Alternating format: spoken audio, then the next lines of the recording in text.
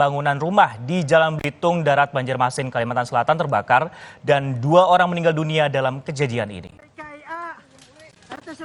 Kebakaran di Jalan Belitung Darat, Banjarmasin menghanguskan 4 bangunan rumah pada Minggu pagi.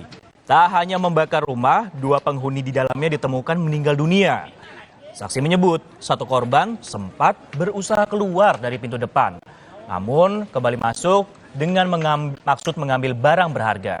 Sedangkan korban lain diketahui tertidur lelap sehingga tak mendengar adanya teriakan warga sekitar.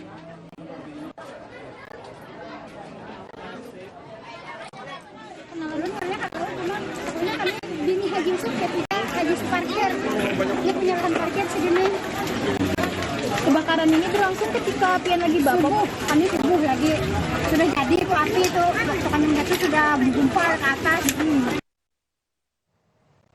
Saudara, banjir besar di Kalimantan Utara meluas